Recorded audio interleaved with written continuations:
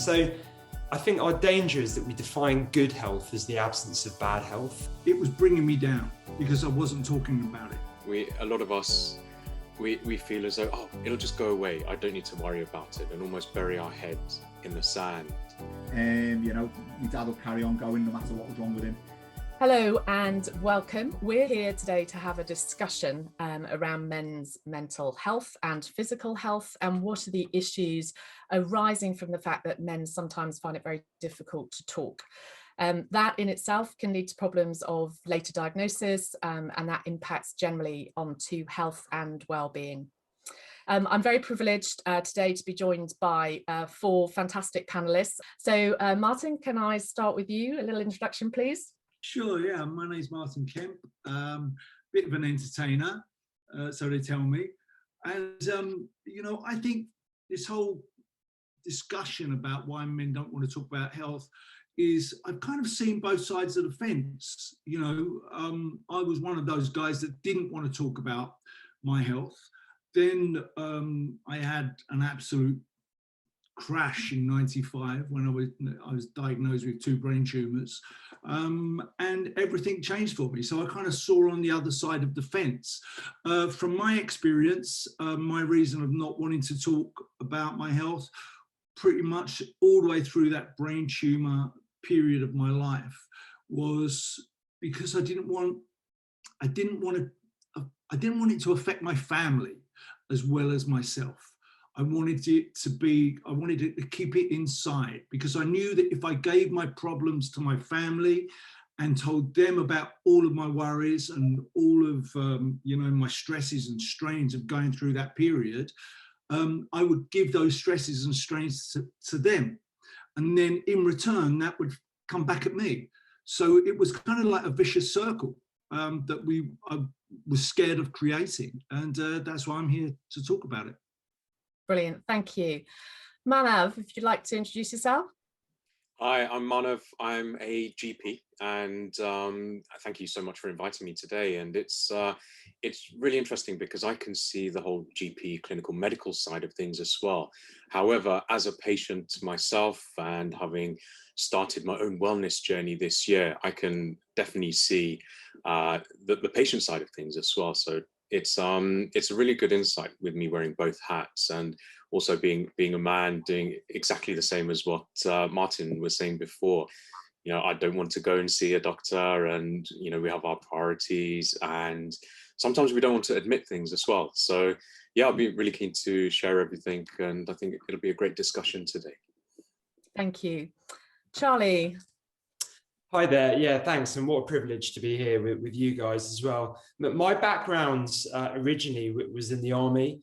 I joined soon after the planes flew into the Twin Towers. So I found myself on the front line in Iraq at the age of 23 in charge of 30 soldiers as a platoon commander. Saw a lot of things, very steep learning curve out there. And it affected some people, I think, a lot more than others. I was lucky enough when I got back to be seconded into the Great Britain pentathlon team. So I was a member of Team GB for about 5 or 6 years, and saw a very different side of performance and psychology. And really those 2 things are what have always been passionate to me. I am a performance psychologist now. I work with people who are phenomenally ambitious in what they do, and sometimes with a huge amount of pressure on themselves to sort of be the best that they can be. And I suppose I'm there to help them work with their inner game. What is it that goes on inside that affects the way that they express themselves on the outside, which of course I think is very relevant beyond performance. And I work in 3 areas now. One is sports, one is the military, and a lot in business as well, in the sort of broadest term. Brilliant, thank you very much. And Ricky. Hi all, great to meet you all. Thanks, Catherine. My name's Ricky. I am a dentist based in Sheffield. I've been a dentist for quite some time now. And then more recently, I have set up a mental health company that is passionate and dedicated about changing the way or trying to advance the way that we approach and assess and understand and treat mental health for all. So that's my biggest reason for being here, and I'm looking forward to the conversation. Thank you. And just for completeness, I suppose I want to introduce myself. My name is Catherine Rutland. I am Clinical Director at Simplyhealth and Denplan.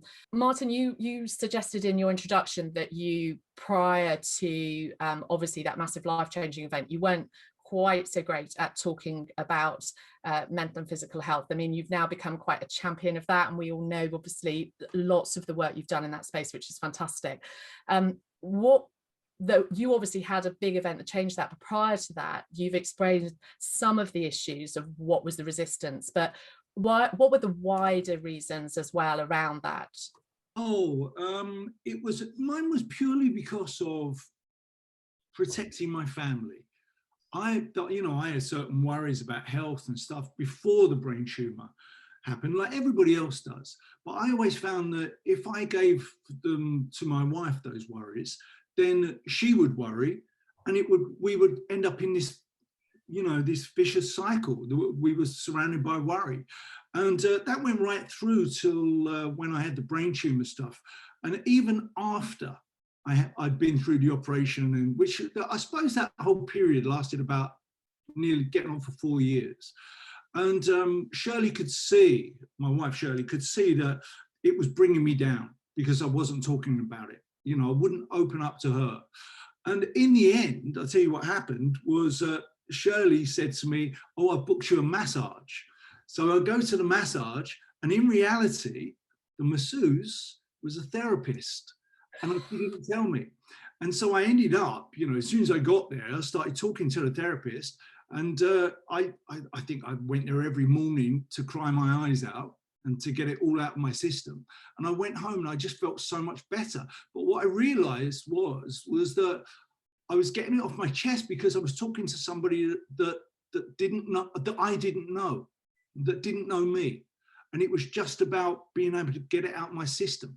And as soon as I was doing that, I was starting to feel so much better. It was ridiculous. But it was purely because I was telling somebody that it wouldn't affect. If I was telling my wife or my kids, it would affect them. But a therapist that I didn't know, it was the best thing that ever happened to me. Manav, what have you found from a GP perspective? Is that a common theme? Is that resistance to talking within your own circle?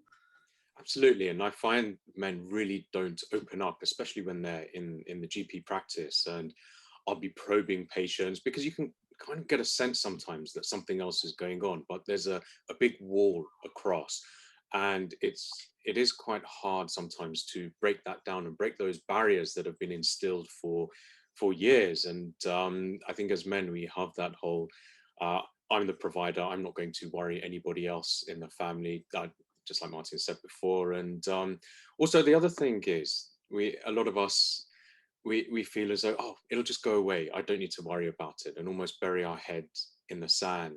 And I think it actually comes down to when we really think about it and reflect on things, we're quite scared of if there is a problem and what that means, and we don't like facing those fears head on. That's my thought on how I see a lot of men coming in, especially the older generation. They find it very hard to talk about their thoughts and the actual feelings about things that are going on. That's interesting, isn't it? Because from a clinical perspective, it's that delay in diagnosis as well, isn't it, that can make then the whole health journey so different if things aren't picked up early. And I think that's scary, isn't it, in a lot of ways? Yeah, for sure. I mean, if we nip things in the bud, we can stop things just rolling downhill so fast and prevent a lot more serious conditions. But again, it's that whole drive to get men especially to open up earlier, and even things like yearly screening and health checks, they're great because they can pick up things, just simple things like blood pressure really early. For example, diabetes. Oh, your blood sugar's getting a little bit higher. Let's just keep an eye on that. And we don't even need medication, and we can just gently bring that down because we're aware of it, as opposed to, oh, I don't even want to think about that. And then 10 years down the line, oh my gosh, my blood sugars are through the roof and we've got diabetes and there's a lot of things going on now.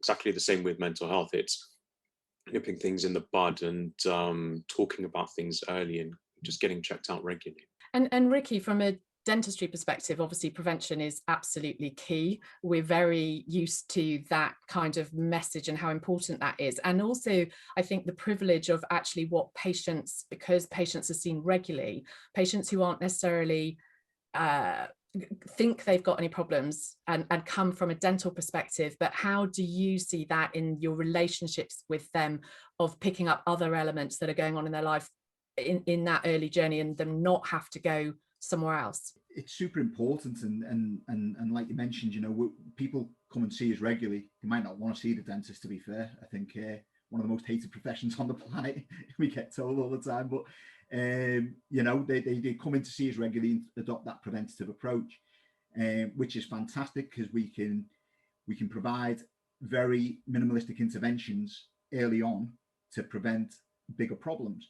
And how did you, I mean, how, from your personal perspective, growing up, was any kind of health discussed? Was it open discussions? Were you able to communicate as a family around things, or is it similar to what Martin's saying about that fact of it's not really discussed and not talked about within that space? My silence says it all.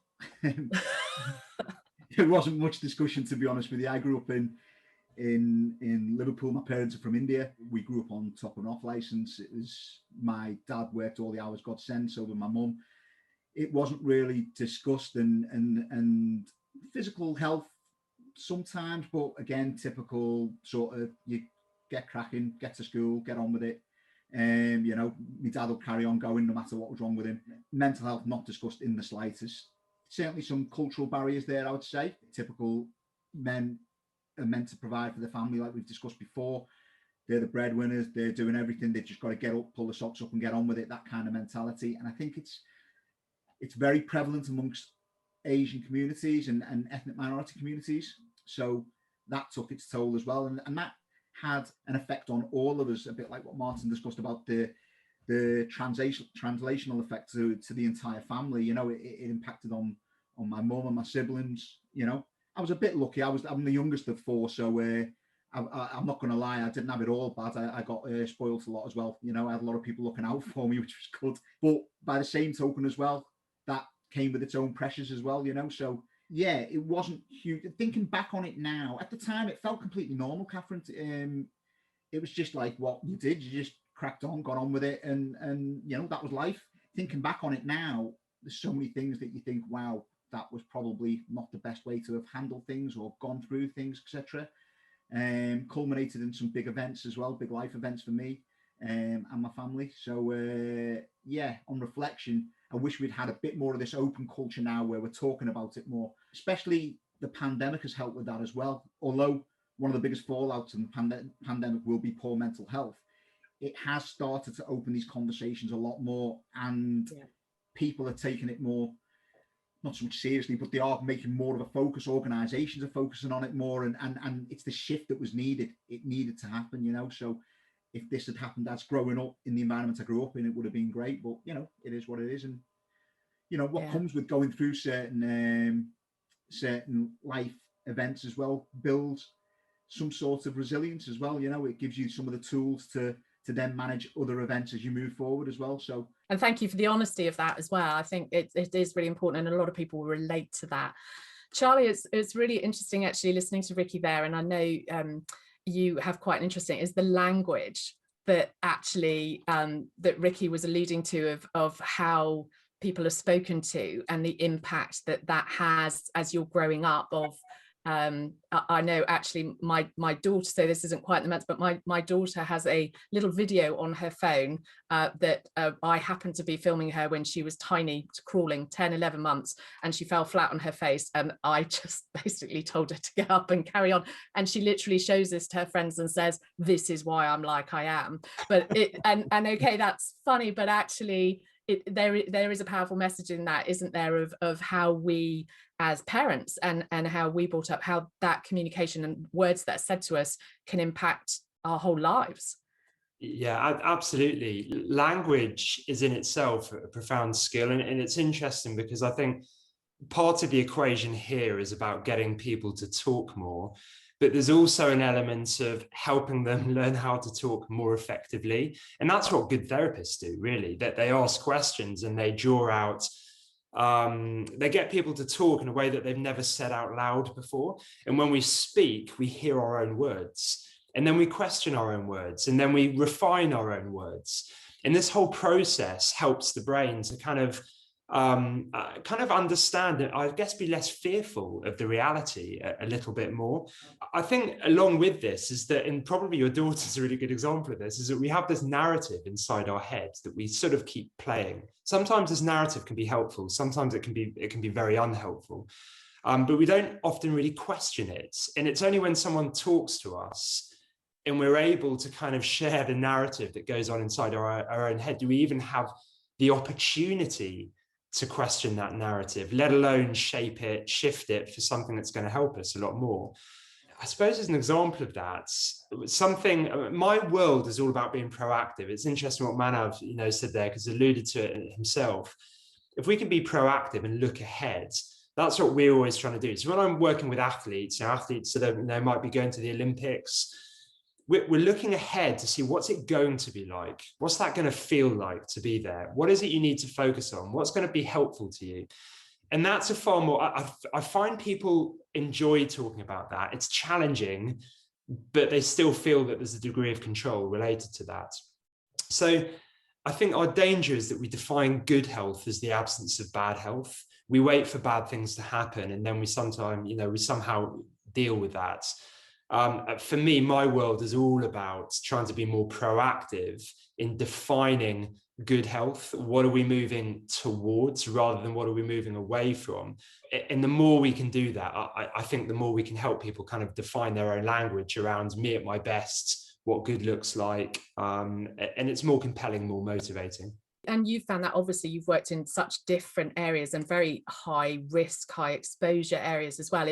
Is that the kind of that positive talking side that is so necessary in those environments? I think talking's part of it, although that's probably not made that explicit in those environments. Leadership certainly has a profound impact on that, because good leaders create the conditions in which people can be open, they can be vulnerable. So, that, and I suppose parents are a form of leader, right? But we often need the right environment to be able to do that. But another really important component of that, Catherine, is our capacity to think ahead, to plan. Most people from a military background always talk about the importance of planning. We have something called actions on, for example, which is, if something happens or if we get contacted out on patrol, what are our actions on? What do we do? How do we respond? What's it going to be like? What can we expect from other people? So again, there's sort of quite a proactive element to the way, and research shows that it's that level of proactivity as we move into very challenging periods, perhaps of our life, or challenging events, that determine how we come out of those events. It's not actually what happens, it's our degree of kind of mental preparation that often makes the biggest difference. Yeah, and that kind of feeds back into some of that and the language around, Martin, your experience of being able to go and talk, and then finding that almost opened floodgates, it sounds like, in the sense of obviously the language that they used with you gave you that permission to open up. Oh, absolutely. I always think I was tricked into it, but it was the best thing that ever happened to me in my life. Just going back to, talking about children and getting them to talk, I also think that just goes back to, I think it's a lot down to the parents. I think the most important thing in parenting is listening. And it's not so much preaching to your children or talking to your children, is listen to them. Because when they have a problem, if they graze their knees or their elbows, get them to talk. And we found here in my house that listening was the most important thing. And that way your kids become far more articulate, they can put together their arguments, they can tell you their problems. And if they know they're going to be listened to, then they're far more likely to tell you their problems. It's when they're told to go to their room or to go on a naughty step or to, you know, they might have a good argument why they're being naughty, and you've got to listen to that. Do you know what I mean? Yeah. Also, just I think it was Ricky was talking about his parents, you know, how they got on. My parents wouldn't even go to the doctors. You know, the big excuse in my house was, oh no, the doctors they're far too busy. They've got other people to see, and I knew it was just an excuse to shut it down, because that was, you know, that was always said in my house. My mum was on the verge of having a heart attack for 5 years, and she still wouldn't go, because she just said, oh no, it's just me asthma. It's just me asthma, leave me alone. And it was the hardest thing to get her to go to the doctors, because I think, you know, the first thing I do when I go to see a new doctor or dentist or anyone, I want to know people by their first name. I want to become a friend. I don't want the whole idea of Dr. So-and-so, I'm going to see him, or, you know, I don't want that air of importance in that room. I want to be a friend with that doctor, and that's the way it works for me. And that's what I learned, I think, from that whole period of the brain tumor that I had. Yeah, and I think that's a really valid point. And I think for those of us as clinicians, we would absolutely agree with that. And that is one of the joys of what we do, actually, is building those individual relationships with people, and being able to, my background is dentistry, but being able to, I always felt the privilege of the amount of things that I was told that was nothing to do with dentistry, but was because I was a safe space, and it was taken as a safe environment to be in. And I think that's a really valid point that people want to feel, and we need to make sure that we give out those correct messages. It's slightly trickier at the moment in the current PPE and so on. It's something that everybody is more concerned about, is how do we make sure that we still get that feeling to people that we're helping and protecting, but it's quite difficult behind a mask and whatever everything else that goes with it. I think interesting as well what you were saying about the not wanting to bother people. Generally for the group here, what the feeling around, obviously at the moment with the pandemic that we've been through, these issues are long term, of course, but do we feel that some of the issues now around the fact that the NHS especially has been so overloaded, do we feel that that is going to create an even excuse is not quite the right word, but if you're resistant to going, is that going to give you another reasoning to stop attending? I don't think so at the moment. I think we are, you know, I like to think we're at a breaking point here, where everything's changing. I think the whole pandemic is going to change things for the better. We are all sitting here today, and we are all talking about mental health. This wouldn't have happened. My son, just recently made a whole documentary on television about mental health. It's a conversation that is happening now. And I think that is really such a great thing. I really do. And I think the pandemic is making us all talk about mental health. And so I think we're at a time-changing period in life at the moment, which is good. Martin, I completely agree that the pandemic has changed and opened up the floor. Like you said, we're here talking about this today. Having done a lot of GP work for 111 and through the pandemic, it's actually been really difficult because a lot of patients have not been able to come in and see you. People are scared to go into a GP surgery if they're open for face-to-face, go into a hospital, or even pick up the phone and talk to a doctor. And I've had many calls where patients said, oh, look, I didn't want to bother my GP, or I've not wanted to come in because you guys are under so much pressure. And I've said to everybody, look, we are all still open. Please do come in. There's not a case of bothering us. We are still here. We can do phone calls. And then that all moved into virtual calls, which is really good because we can deal with so many more problems and patients virtually. We still have to examine people face to face. But it means that we can actually see more patients at a time, which is great. So moving into the virtual world, because of this pandemic, well, it's pushed us more into the virtual world. In one way, it's great because we can see and speak to a lot more patients. However, just going back to that building rapport, I don't know about you guys, but building rapport over Zoom is quite difficult. And I find talking to somebody in person is so much better. And at the moment, yeah, we're all wearing our masks and PPE, and that's a big block, especially when somebody feels quite low and they are suffering from, low mood, depression. It can be a bit of a stumbling block. And again, it's another barrier up. But that's going to go away soon, hopefully. And so hopefully people will come in more and more and be more open to talking about how they feel. The pandemic has been devastating for a lot of patients, and it has pushed their mental health worse. And unfortunately, there hasn't been the resources that we would have liked to provide patients. But that will pick up. I really hope it really does pick up a lot. And I guess it goes back to that prevention side and that forward focusing side that Charlie was talking about picking up things so early enough that, as we know, that those resources, when it gets bad, are very, very stretched. And therefore that importance of talking early becomes even more important, even more of a focus, doesn't it, from now on in?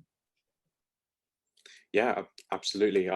Just to jump in, I think you're right. It goes way back to, Martin, like you were saying, you have time to listen to your kids and them presenting their arguments, and it goes right back to childhood, all of this stuff, or a lot of it. And it's really hard as working parents to find that time and not be rushing, oh, quickly, come on, let's go on the school run, or quickly finish your work, we need to eat, go to bed. It's like a rat race for most people, myself included. And I'm really trying to actually move away from working so much so I can have that time where if one of my kids does fall over, grazes their knee, or they're feeling a bit upset, I don't have all of those different stresses and pressures, and I can sit there and spend 5-10 minutes and just listen to them. And I think that's a struggle many people have, finding that headspace and that time to give the kids their full attention for that bit of time. I know I really struggle with that.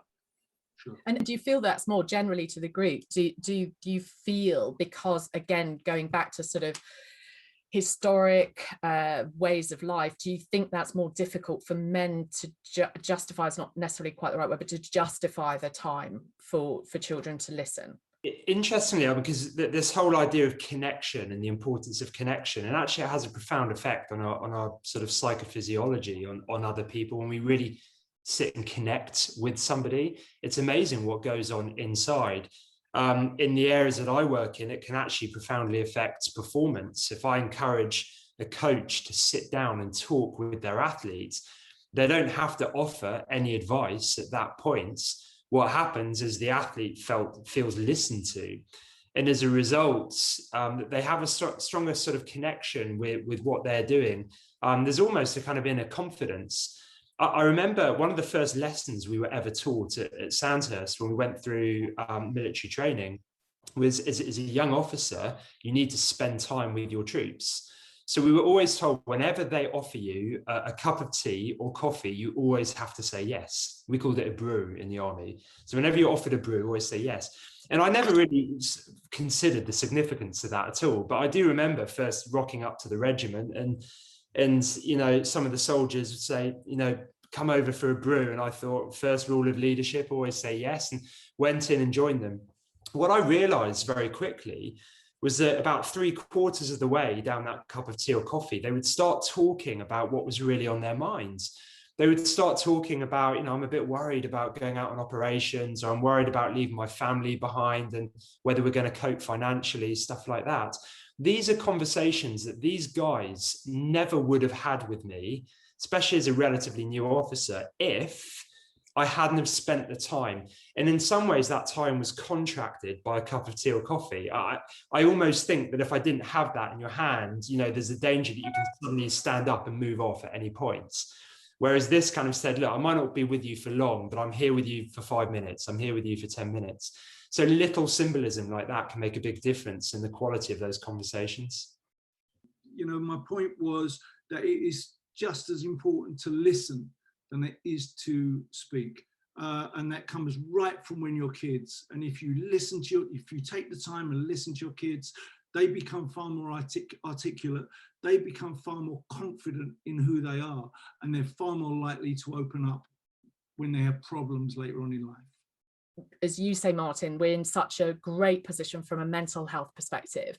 Still, though, from a physical health perspective, I think there are still those barriers that isn't still talked about as much.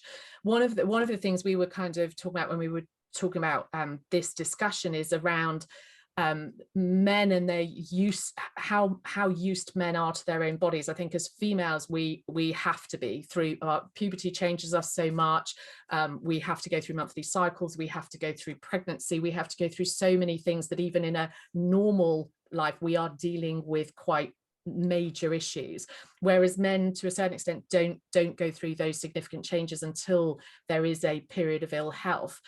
Do you feel that creates that barrier, is if you've gone through and been lucky enough to not really have anything major growing up, that as you start to hit health issues, how going back to language, how do you even communicate that to somebody that you've got a problem? Yeah, it was absolutely, in my case, it was absolutely obvious that I had a problem, because it was 2 brain tumors growing inside my head. But men are funny with this thing about talking about their body, because men are, listen, men go out to a shop and they buy protein shakes and they knock that down as quickly as anything, and they tell their mates how many protein shakes they drink every day, and they go to the gym and they tell their mates how much they're lifting on the weight machine. But will another guy tell his mate that I'm taking a drug to help my mental health? And that's no. So, there's 2 sides of the coin.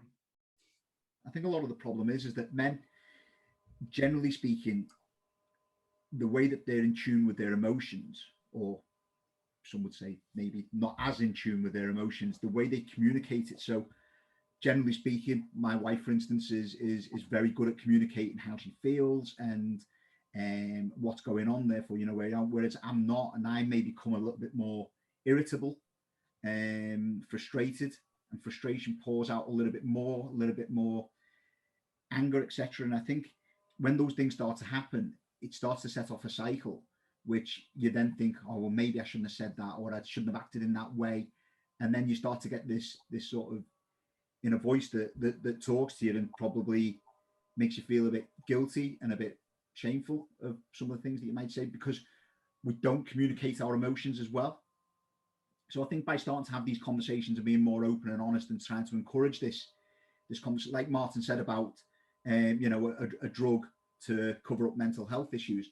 The problem is then when that person finally goes to get some help about that, it's then treated as a drug addiction, whereas actually the root cause of it is probably a mental health problem. So there's a misdiagnosis that leads to putting that individual, that person, down the wrong pathway, that then they're actually getting treated for actually not the actual root cause of the problem, which then doesn't solve the situation. It feeds this cycle again. But some depression is a chemical thing within people's brain, that the drug is the only way that they're going to fix it. I know this because of my boy. Boy has like a chemical deficiency in his brain from a very young age that wanted to make him depressed, and that drug was the only thing that saved him. It wasn't a problem. He came from a lovely house. He had everything he ever wanted. He should have been the happiest boy, but he wasn't. And the drug has helped him. Which is great, and that's fantastic. That's being done. Obviously, Manav will tell us a lot more about that as well in his work. But I think my point that I was making was we sort of manifest our emotions a little bit differently and don't communicate it as well and as honestly, as openly as what we should do, which, while we're talking about this now, which we're trying to do more so, and it comes out in different forms and manifestations. Yeah, I completely agree with that. And I'm the same. When I come home from a really tough day of work, I'll sit down and I'll almost grunt. It won't even be a conversation with my wife. It's, oh, how are you doing? We all do that. We all do that. I do that sometimes too. But yeah, I agree with you. My wife, when she's had a hard day, she'll talk about it. And whether it goes back to what I've seen, I mean, I've had a similar upbringing to you, Ricky, and it was my dad working all hours and he never spoke about anything. He still doesn't talk about how he feels about anything. It's yeah, I'm fine, which is kind of what I do as well. And looking back at it right now, and this is great, I'm reflecting on this. It's probably why I do the same thing, because for me, it was normal in my personal life. And it's really odd because in my professional life, it's completely the opposite of what I'm telling my patients to do. So it's quite interesting how at home, when I wear my personal hat, I'm like this, whereas at work, it's completely different. So it is quite interesting. I think it's really important to be able to differentiate between the expression of our emotion and the experience of our emotion, because we all experience stuff, feelings on the inside. And what we're talking about here is the need to be able to express, to kind of almost externalize them in order, as a process of sort of managing them, acknowledging them, working with them, rather than suppressing them and them starting to manifest in ways that we don't want them to. So, I've often been curious as to how people express their emotions. And I think the good news is that there are so many different ways of doing it. I had a friend during lockdown who literally, because ironically, shut in with people for an extended period of time, they might end up talking less or communicating meaningfully less. And they literally just put a mood chart up on the fridge with a load of different moods with colored in as well. So each mood had a color. And literally, they would just move the arrow to the area that they were, maybe in the morning, maybe in the evening. And they didn't necessarily say anything. But what was interesting is it invited conversation, just to say, okay, you're in a good mood, and, and allow them to express that. So I've seen loads of sort of fascinating ways. The other thing as well, in terms of being more proactive, as I mentioned earlier, what I've noticed in people who really effectively work with their emotions rather than against them is that when they think ahead, they might have an intellectual plan or goals or something like that they want to do or achieve. But the very best performers also sort of superimpose an emotional map on top of that as well. So they actually recognize, so when I'm in that situation, what's it going to feel like? What's the experience going to be? What can I expect? And therefore, what am I going to do about it? And again, it sort of encourages them to know, right, how do I express that when I'm there, when that's actually happening? And in some professions, it's often the younger men, it's often the sort of less experienced who believe that they just have to suck it up and just keep performing, keep sort of cracking on, keep moving forward. Whereas the more experienced people tend to be the ones who are quite good at being able to sort of manage those emotions proactively. And I think that goes back to some of what Martin was saying around that. And I know from personal experience as well, that when you've been through something traumatic and realized how much that difference makes, that of talking, that actually if you go down a route like that again, although it's still hard to go and ask for help again, your brain is set to, but I know how much good it did me last time. I might be resisting it, but I know how much. And it's, would you agree with that, Martin? Oh, absolutely, 100%. What I also think, is that women, I mean, Catherine, you tell me if this is true, women have larger friendship groups that they are able to open up to. Men usually, their friendship groups come from work where they have to still be that strong character and retain who they are when they are in work, But my wife, for example, I know she has like the whole bunch of her girlfriends that she hangs out with and goes on holiday with sometimes. She will open up and tell them everything about her emotions and how she's feeling. Men won't do that. And I think that's the hurdle. I think, I talk to my boy about this a lot, and what he tries to do with his friends is and he has a close group of about 4 or 5 friends that he's had since he was like 11 or 12 years old. He's now like nearly 30. But they make sure that they are open with each other and they express their emotions, and they make sure, because they recently lost a friend, I tell you about this, they recently lost a friend to suicide, male suicide, which is a problem in this country. He's only a young boy, he was 30 years age, and they lost him, and they make sure now that they tell everybody, that each one, they talk about their emotions, they talk about their problems, they know what can happen if they keep it inside. It's a horrible way to learn that.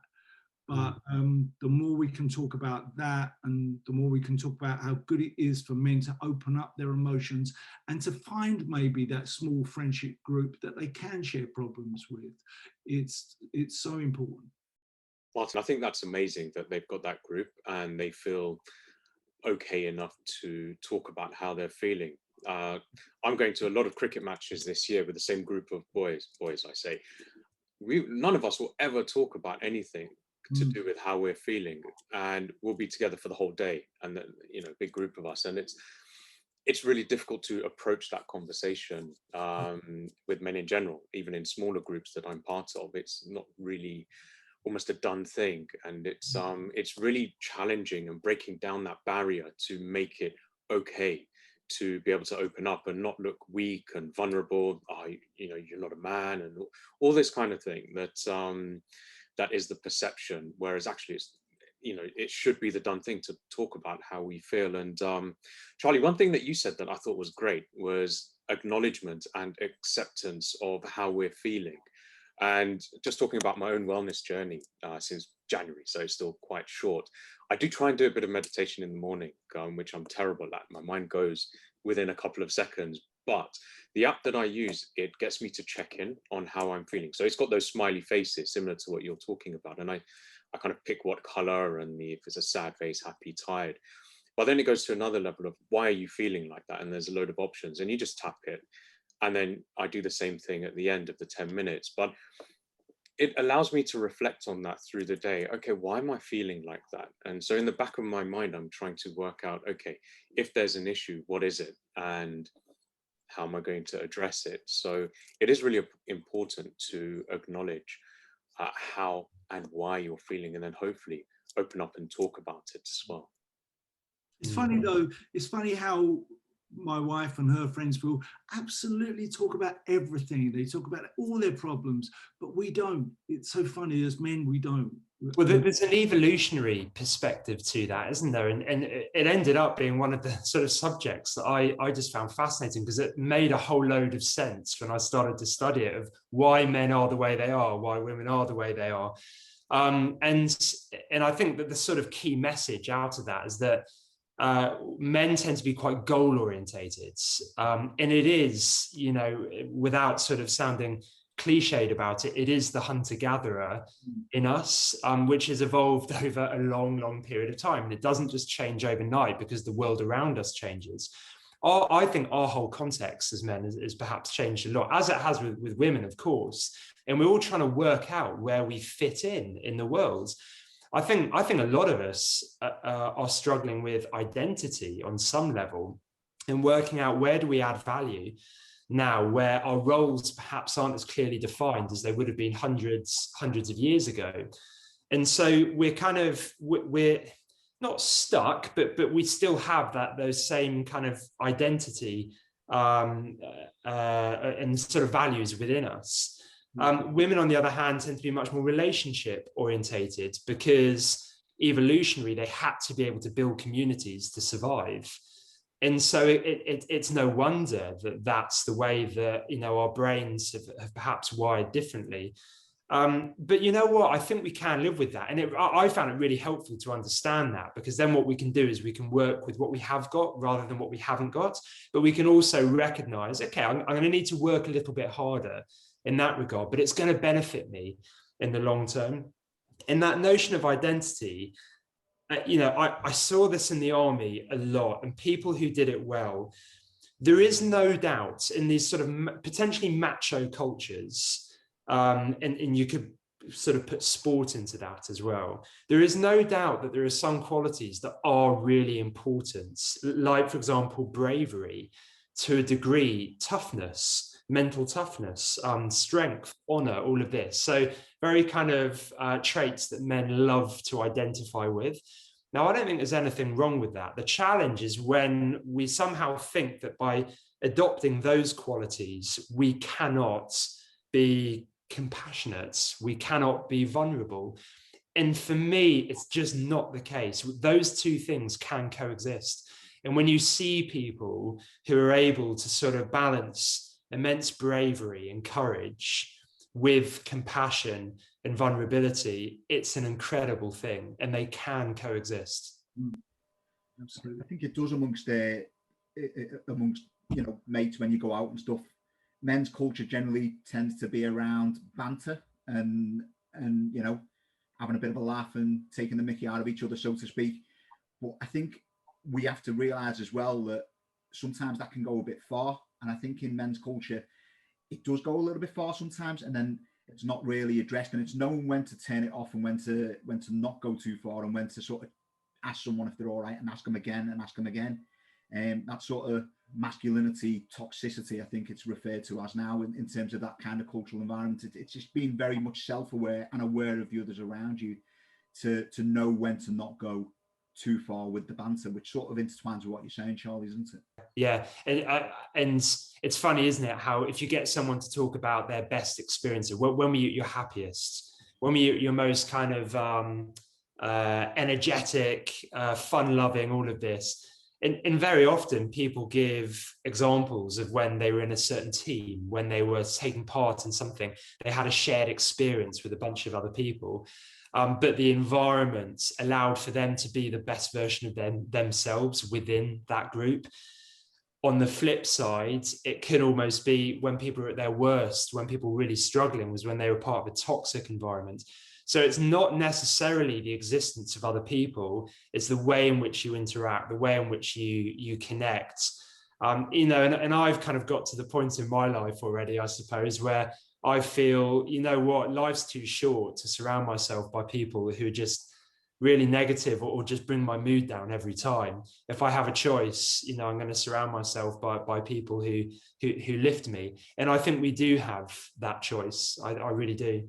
I'm very much with you on that, Charlie. And I think there's also, though, going back a little bit to the discussion about your own feelings and being part of that. So Manav, you were saying about that time that you take in the day, or those 10 minutes in the morning to kind of actually think. Our lives are such whirlwinds, aren't they, that it's not, it sounds almost like it's not just about, from a male perspective, just talking to somebody else. There is also the element of talking to yourself and understanding yourself, which is a hard thing to do. From a female perspective as well, it's a very hard thing to do. And I think it can be, but as you say, once you start to tap into that and start to understand yourself better, it does get easier with time, that reflective practice, isn't it? It does, but it takes a lot of work. And this all came about because it's been a very tough, 18 months. And I actually read a book that was recommended to me in January, and it was all about giving yourself the time to work on yourself and improve yourself in every way, but also mastering yourself. And it's taking that time in the morning. They say the morning because it's the quietest time to do that. So to work on your physical, spiritual, and mental health. And so it changed my life, to be honest. And I spend about an hour and a half to an hour, 45 minutes in the morning, improving myself in various ways and trying to give that time to master myself. I'm sure you guys have heard of the whole mastering let's say surgery, for example, because I used to do that. It's always 10,000 hours to be a master at something. But how many people have given that many hours to themselves? I don't know many people. So I thought, actually, I need to start working on myself to be a better person, to be more healthy physically and mentally, to be a better husband, a better father. And all of those points, it kind of made me think, hang on, I need to just check myself and change what I'm doing in my life. And my life's normally running at 1,000,000 miles an hour. I do my GP work, my cosmetic work, I teach and train. I'm always doing another exam or something or else, diploma, talking here and there at another conference. And actually, I need to just stop and be more present. And that's something that I struggle with, being present as well. I'm always thinking about what's the next thing, or social media and what am I going to post. And it's doing all of this in the morning has given me a lot of calmness in my mind and I feel like I'm a lot more present and I can make decisions in a better way. And just going back to listening to your kids, I feel as though I'm getting much better at that now because there's not so much going on in my head.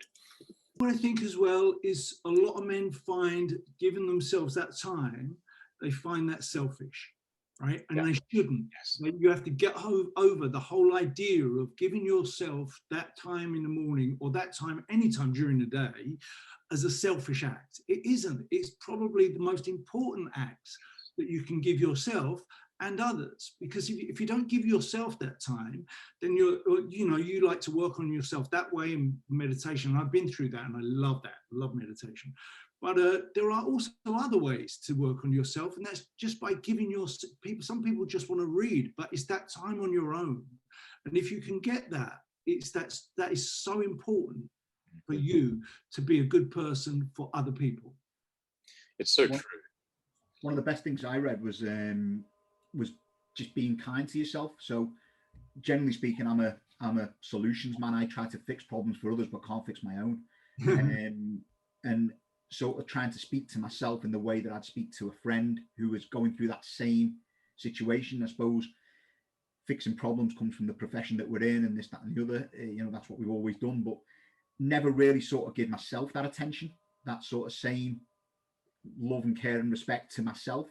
And it's like Martin says, it's not selfish. It's an absolute necessity, because to be the best version of ourselves has a huge knock-on effect and impact to all of those around us, our loved ones, etc., and society in general, our work colleagues, whatever. Because if we are in a bad place, then that manifests negatively. If we're in a better place, that manifests positively. And that's one thing I'm trying to work on much better, is to sort of practice a bit more self-care and a bit more self-love, and try to speak to myself in a much more kind of fashion. I think that's a big help. There's a lovely analogy there with sporting environments where in order for an athlete to perform at their best, they have to be able to recover effectively. And the whole science of sport has started a while ago, actually, to focus as much on recovery as on physical performance. And for me, I think that's a nice kind of almost a metaphor analogy for what we're talking about. Most performance enhancing drugs, for example, actually enable recovery. They don't enable physical performance. Yeah. So once you sort of get that mentality of, if I don't get my recovery in, I won't be as capable tomorrow, then that principle that everyone's talking about even works in a very kind of high achieving environment, which I think's brilliant.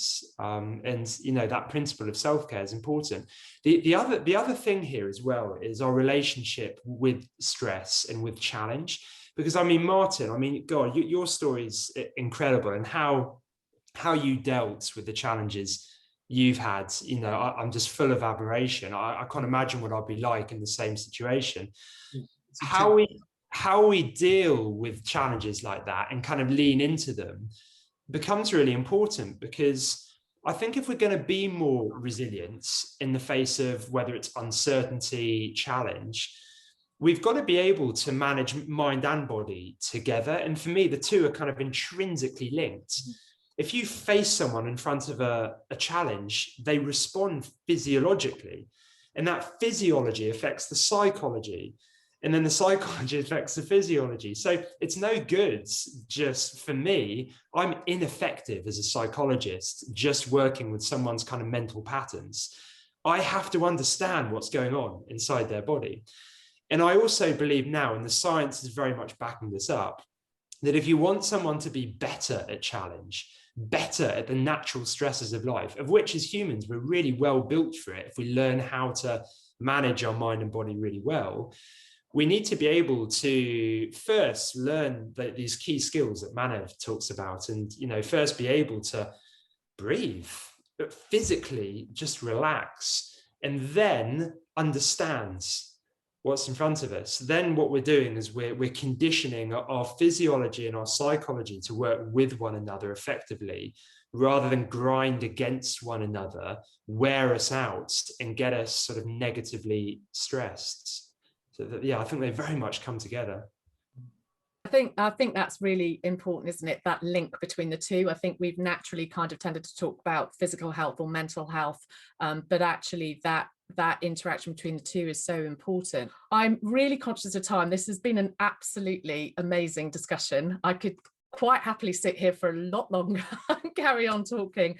But I think there's been some really interesting themes, and please correct me if I'm wrong, but one of the things, although we're talking about being able to talk, one of the things is you don't have to talk to somebody you know. In fact, it might be much easier to talk to somebody you don't know. And actually that's really powerful. Don't be scared of doing that, and please take the opportunity to do that. But the other thing is about talking to yourself and being communicative and understanding yourself, and taking that time and consciousness to understand who you are and what you need, and allowing time. And maybe that's a little bit easier to start with than it is to reach out and get help from somebody else, is start with yourself. So thank you all very much. Been absolutely wonderful. And yes, thank you everybody for listening.